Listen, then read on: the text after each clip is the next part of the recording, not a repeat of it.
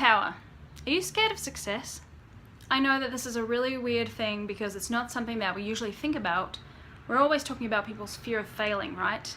And that's something I talk about in other videos, but the fear of success is something really weird and counterintuitive because we all want millions of dollars and we all want to have true love and we all want to live in somewhere that's comfortable and eat foods that we like. So why would we be scared of having success?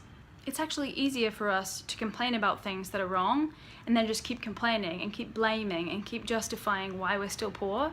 If we had a lot of money, guess what? We wouldn't be able to blame, we wouldn't be able to complain, and our brains would literally just be like, and find something else to worry about.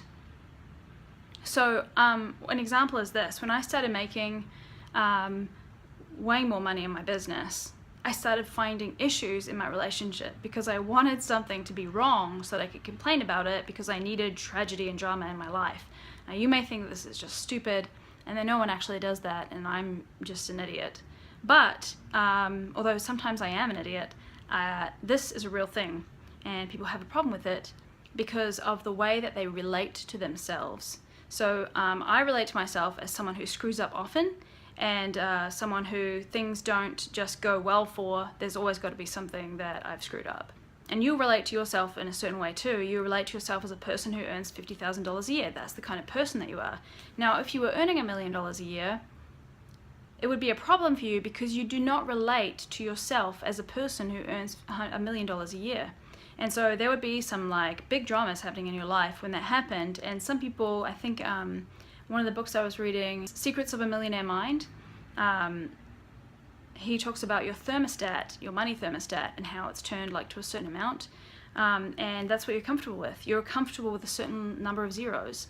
If you were to add more zeros, your brain just wouldn't be able to comprehend it.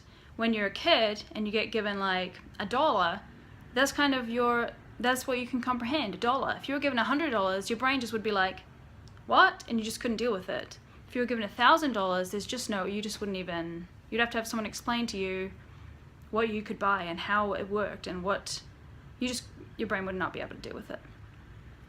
Anyway, it's similar now, right? So you have a certain amount of zeros that you can actually deal with. You would freak out. That's why a lot of people, they win the lottery and then suddenly they're back down to where they were before. They lose all that money because they can't deal with it. They spend it all at once. They don't know how to invest it and use it and spend it wisely because they're just like, well, I don't freaking know. Suddenly they're back to earning the same amount that they were earning before and they don't really know how that happened because they had this great chance and they blew it. And that's a fear of success at work, and it's a lot of the reason why we don't take actions on the things that we want to do. I want to be a filmmaker. Great. Well, why aren't you making any films? Like, we have YouTube, like make a film. Well, no, because I don't really have the right camera gear and I need to find someone who can fund my film because also I need to find someone who has a good script, and I just don't really have time to do that right now, but I definitely want to be a filmmaker. Like, do the stuff. I want you to think right now about what your dream is and what actually would be the result in your life if you had that right now. Because I guarantee you it's terrifying. If you really had it, not just like, what would it be like to have $1 million? Like, whatever, that's just a dumb dream. Like, what is your actual goal? What's your actual dream? And what would happen if you had achieved it right now? You've got it. This is it. Like, it would be really great. Yes, yes, yes. But there's like a lot of stuff like there's something in your body that goes, oh crap, what do I have to do now? Is this like, and